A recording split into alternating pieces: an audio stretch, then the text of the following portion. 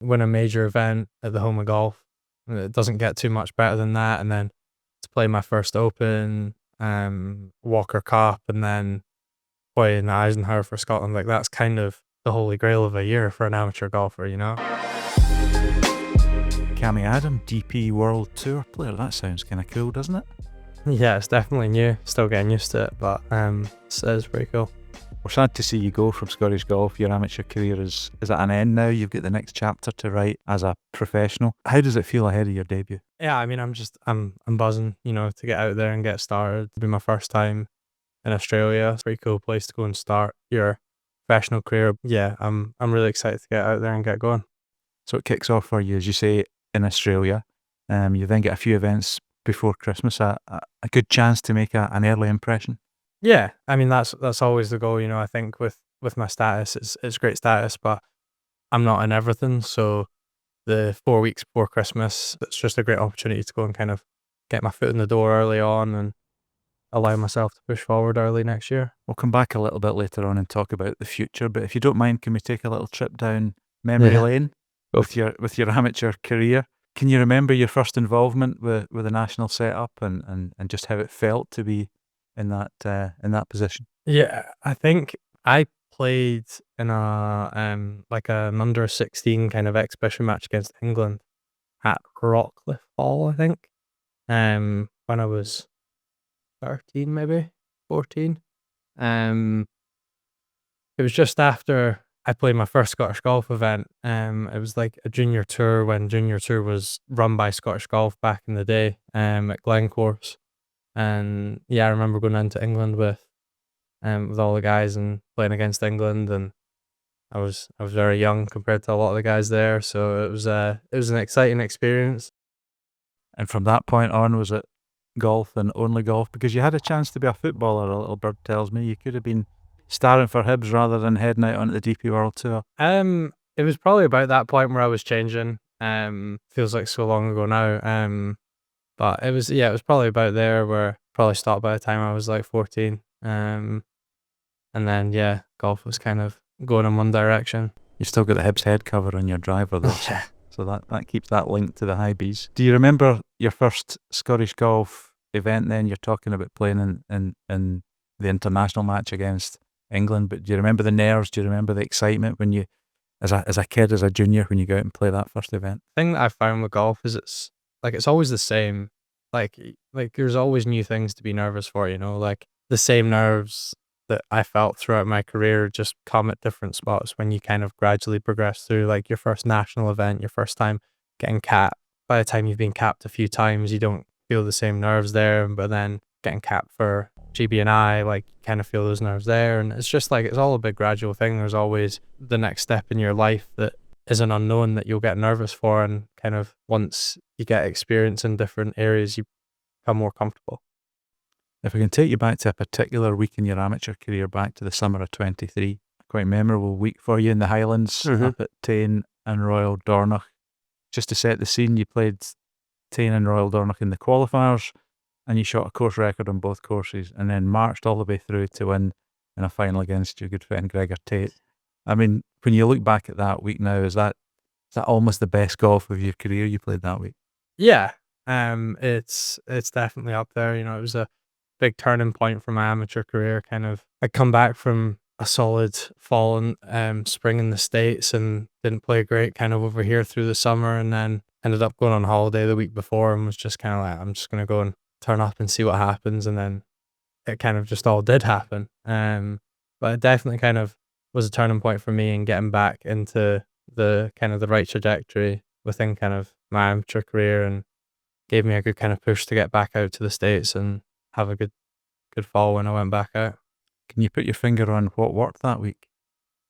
Apart from everything, clearly, with 263s in the qualifying and then going on to win it. Yeah, approach play there for sure. I think that's something that I've kind of found within my golf DNA, that when I get hitting the ball good into the greens, it's just as good as anyone. I definitely remember, like, I didn't make a bogey until the third round of the match play. It's just because I didn't miss many greens. You're always getting your putter in your hand, and if your lag putting's good, like, you're just not going to make many bogeys. So yeah, I definitely think that was the key back then. And when you make your debut on the DP World Tour, there's going to be a familiar face on your bag. Gregor Tate is carrying your bag. Tell us about that. It's funny, because Martin Dempster asked about it at the Belfry. He was like, "Oh, who have you got carrying for you?" He was like, "Oh, it's Gregor Tate." And he was like, "Oh, like, how long have you guys known each other?" And I was like, since Scottish Am. And he was like, that Scottish Am. I was like, "Yep, that was the first time that we met. And now we're here." We've been through so much since, homes, Europeans, the whole traveling year. Gregor carried my bag at the Belfry, and I'd like to think it went pretty well. We're really close now, and it's great for the both of us. I think for me, in my caddy, he's someone that I trust, and we can chat about stuff other than golf. But just as much as that, he's good. Like he knows what to do. He's good at what he does, and kind of bringing him on board with the team's been amazing, and he's been a massive value added for me. And if we can continue to work going forward like we are now, like the sky's the limit, hopefully, for us. So I'm really hopeful, and I'm looking forward to working together going forward. And he's clearly forgiven you for Royal Dornoch. I hope so. Don't want any issues with that creeping up, but no, we're great. So yeah, I'm looking forward to it. 23 was the kind of launch pad then for the second chapter in your amateur career. 25 has been extraordinary as well, starting with the St Andrews Links Trophy and then ending with Walker Cup and playing for Scotland at the World Team Championships. Can you just sum up what a magical year 2025 has been for you? 2025 for me is kind of almost ticked off all the boxes of my amateur to-do list, I guess. I don't know if that's the right way to describe it, or wish list, like win a major event at the Home of Golf. It doesn't get too much better than that. And then to play my first Open, Walker Cup, and then play in Eisenhower for Scotland, like that's kind of, without kind of being ignorant, that's like the holy grail of a year for an amateur golfer, So it definitely like is something that I've sat back and looked upon and just kind of been like, wow, like that's actually just all happened and kind of come from nothing. It's all changed overnight, almost over the winter. So yeah, it's pretty cool to kind of look back at now, and I'm pretty happy with where I am, and it's just about pushing on in the next step now.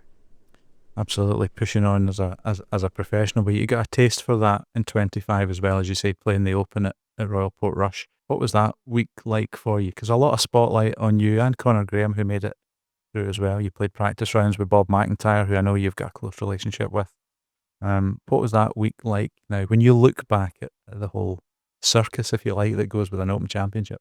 Yeah, it was nuts. And I think playing at the Belfry the month later made me realize how nuts it was. Like it's just such a unique tournament with so much going on. The crowds are so big. That's the biggest thing that I spent so much time trying to get used to. Like I felt myself like really, really nervous in practice rounds, which has like never happened before. Like I stood in the first tee for the first time and hit it into the hospitality, like it was just something that my like plan for the week kind of went out the window after I played for that first time on the Monday. I was planning on doing 18-9-9 and then like Monday, Tuesday, Wednesday, and then I played 18 on Monday and was like, I need to play as much golf as possible. Like the crowds on Monday were huge, and it was just something that I needed to get used to, and that was like the biggest learning curve for the week. Playing in front of crowds that size was just awesome. Yeah, nuts is probably a good way to describe an Open Champ. And in Ireland as well, the crowds are phenomenal. When you played with Bob in the practice rounds, I mean, were you almost having sort of pinch me moments when you're looking at the size of the crowd, you're looking at the guy that you're playing alongside and just thinking, God, I'm part of all this? Yeah, that was definitely the cool bit. And I think what I learned in the practice rounds, because I played practice rounds with a load of different people, and almost like if you play practice round with someone that is a somebody, your life is so much better. Because when I played with Bob, the crowd only wanted Bob, which is great for me because I could just go about and do my business, So it was definitely like I played another one with Jason Day and Minwoo Lee. There's an Aussie crowd that travels, but they only want to see them. And that's great. That was great for me and getting used to it because they were there and I knew they were there. I could really focus on myself and kind of do my own thing, which was quite great for my preparation. And you mentioned the Belfry as well. You played in the Betfred British Masters on an invite and did phenomenally well. I mean, you were top 5 into the Sunday. Did you sleep on the Saturday night? Probably better than I thought I would. It's again, it's like I talked about that kind of like nerves and kind of progressing through golf. Like I've still through the Betfred and the Walker Cup, like not felt how I felt that first round at the Open. Like that standing on that first tee was just such a big step up in my life. I don't think that Sunday, especially being in contention, I necessarily kind of understood how I was feeling. Like there was definitely nerves there, and it was more to me evident in my game than how I felt it. It was a different kind of nerve and different associations. But it was definitely cool. Like it was like my first European Tour event, and I was playing in the afternoon on a Sunday. Like you can't really ask for too much more. And while I didn't kind of finish up all that great, it was still such a great experience, and it's gonna put me in great stead for this year. Like because the first time that I get up there on a Sunday, it's not gonna be my first time. Which for many rookies it is. It was definitely pretty awesome. And as you say, part of the amateur bucket list is to play a Walker Cup, which you managed to do this year at Cypress Point. Result didn't go the way that GB&I wanted, but special memories. I mean, we're here at Royal Burgess, your home club, and the bag is already on display in the trophy cabinet downstairs, which is, again, a kind of cool thing. Yeah, and I think a lot changes for you after you play in a Walker Cup, like kind of be there and experience it all. Like I think at Cypress Point, I'm so fortunate in that to me in America, like I don't think there's a better venue.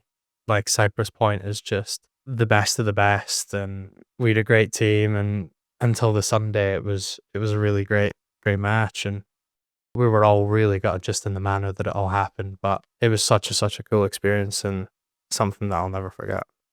And a nice way to sign off your Scottish golf career as well, the Eisenhower Trophy in Singapore, where the weather was hot and sweaty, difficult to play golf in those conditions.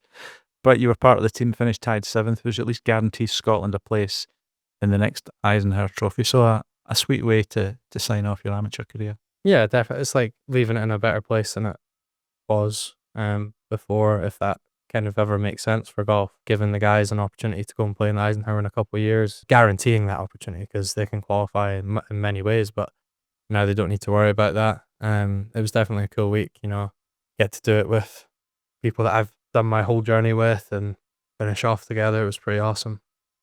When you reflect on the amateur career overall then, Cammy, playing for Scotland at many levels and experiencing different things, some ups and downs along the way, but that happens in a golfing career. Do you look back with real fondness and pride on the journey that you've been on? Yeah, definitely. I think, as you said, there've been ups, there've been downs. It's gone in roundabouts at points, but looking back at it, it's like just so many good times, and good friends, good people. Like I did have an absolute blast kind of through my amateur career. So, I know that things are about to change with that. But I'm hoping that it can be all much of the same, and I'll look back at my professional career in 40 years' time and be happy and content. When there's young players, either at this club or other clubs around Scotland, that are looking at you and you're now a role model for them because you've elevated yourself onto the DP World Tour, how does that feel when you're put in that kind of category now? And what would you say to the younger generation coming through, a 13, 14-year-old who has aspirations to make it in golf? Me a year ago compared to me now, like there's not much of a difference other than I've got a DP World Tour card. I guess that's something I've also got to get used to. Like I am a role model now. I think especially for like juniors coming through, like golf's great. I'm so fortunate to be here and be going to play professional golf and be in the DP World Tour next year, but that's ultimately not the be all and end all of it. I was filming with Stephen Gallagher this morning in the foundation. We're just talking about how some of my best friends now I have met through golf. Some of them don't play golf anymore, but we're still really close friends. Like that's just one of the great things about the game, and just enjoy it. Like that's the biggest thing. Like I've tried to enjoy it all the way, and sometimes it's hard to enjoy it. Like don't get me wrong, like when you're not playing well and it's tough, life is tough, like it's hard to enjoy, but just do your best to enjoy it. And if you're enjoying it and you work hard, sky's the limit. Absolutely. And you're getting to play golf for a living, so that's not too shabby, is it? Yeah, not too bad. Your hobby, the love of your life, and you're getting to play it now, so that's exactly great. Listen, have a blast in the pro ranks. I'm sure you'll do as well there as you have done in the amateur circuit. and it's been a pleasure having you in the Scottish golf ranks. Thank you very much.